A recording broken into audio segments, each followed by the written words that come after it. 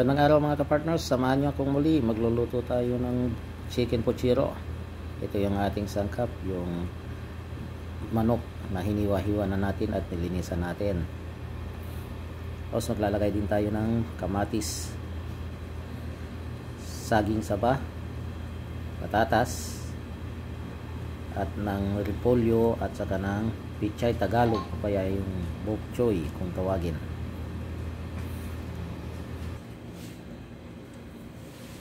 Tapos ito naman po yung ating primary na sangkap, yung tomato sauce or kaya tomato paste. Tara mga kapartners, start na po tayo magluto. Hindi na tayo ng kaserola, saka ng mantika.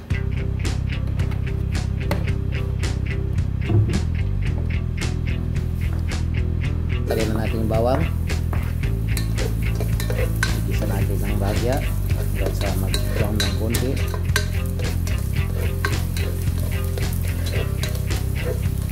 Tapos sunod na rin natin yung sibuyas. Haluin lang natin. Igisa natin hanggang sa lumambot yung sibuyas.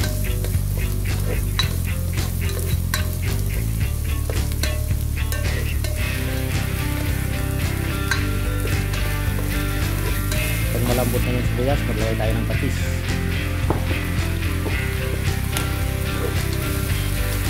Tapos susunod na natin yung manok.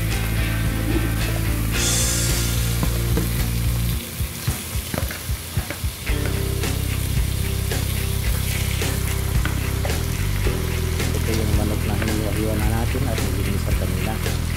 Natitigan na rin natin. Nag-green ng naigi yung tubig niya. Pero magkasabaw pa rin ito mga partners dahil yung tubig ng laman ng manok. Haluin lang natin. Tapos takpan natin para mag-isa maigi.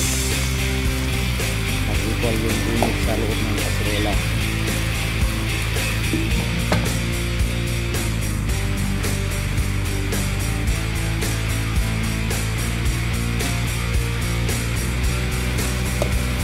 Balikan lang natin yung haluin mga kapartners.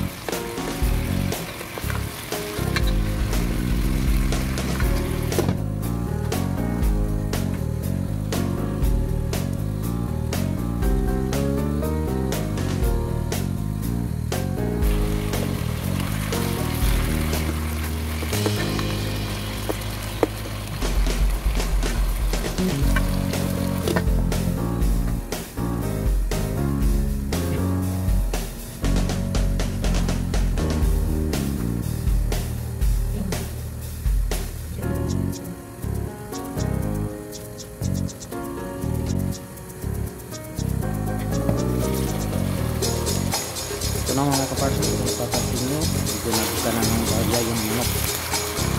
Pag-iuloy lang muna natin ito ng bagya mga kapartners. Tapos ilagay na rin natin yung chopped tomato. Ito yung hiniwa-hiwa natin kamatis kanina mga kapartners. Sabi-haluin lang natin at hayaan mag-isa. Hayaan natin maluto yung kamatis mga kapartners. Kalalambutin natin yung kamatis.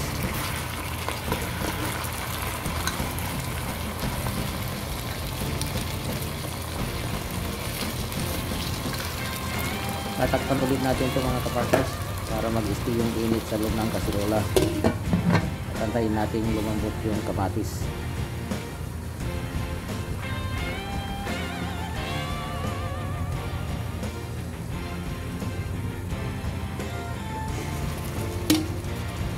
I-check natin kung malambot na yung kamatis mga kapartners.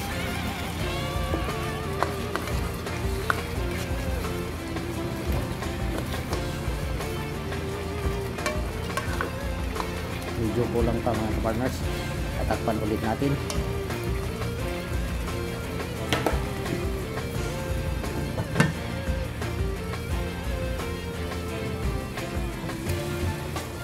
Habang pinapalambot natin yung kamatis mga kapartners, maglagay tayo ng paminta.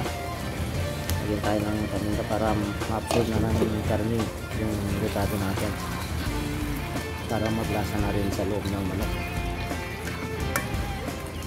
Tapos yun, itakpan ulit natin mga kapartners. Itakpan natin ng mga ilang minuto.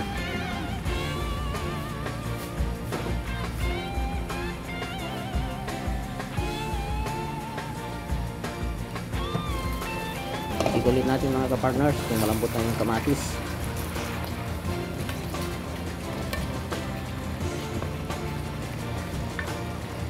Malambot na mga kapartners yung ating kamatis. Pwede na natin kung ilagay yung ating tomato paste. Ito po yung tomato paste kanina na dinisolve ko lang sa tubig. Pwede rin po tayong gumamit ng tomato sauce kung yun ang available sa ating lugar.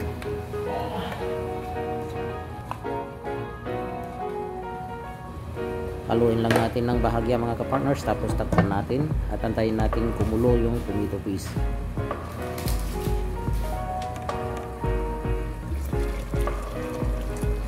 Ito po mga kapartners, kumukulo na yung tomato paste. Haluin lang natin ng bahagya, tapos maglagay na rin tayo ng tubig dito na siyang magsisilbing sabaw.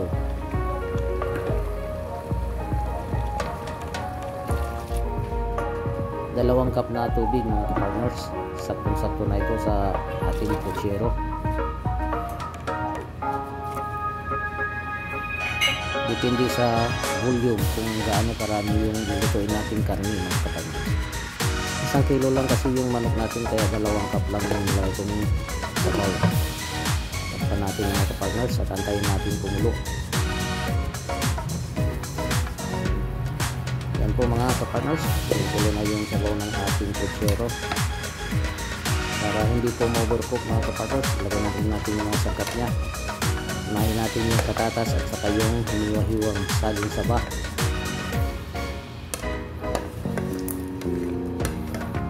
Pagkatapos niya mga kapartners, ay tatakpan natin at antayan natin kumulo. Antayan natin lumambot ng bahagya yung patatas.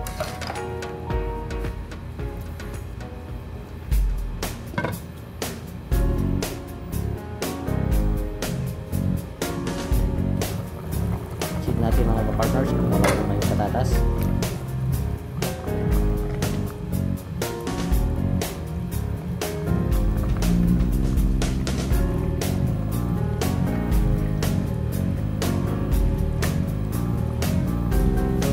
Partners, medyo okay na po yung patatas, saktong-sakto, kaya pwede na rin natin ilagay yung repolyo.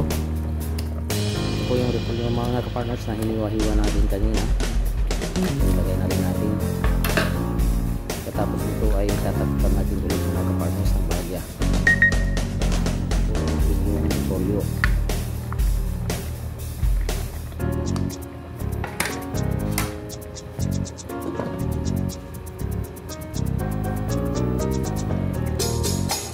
Na mga partners, malambot na rin yung repolyo, so ilagay na rin natin dito yung pichay. Pwede na natin ilagay yung pichay o kaya yung bok choy. Ito na po, ilagay na natin. Hindi ko muna haluin, baka madurog yung lang, so takpan lang natin mga kapartners.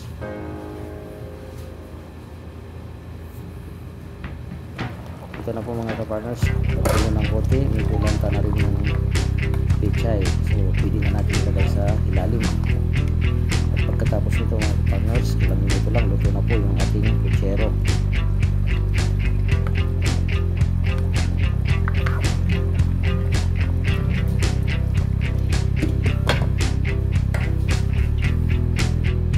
At ito na mga kapartners yung ating pucherong manok. Kakain na po tayo mga kapartners. Tara na at kumain, samahan niyo ako.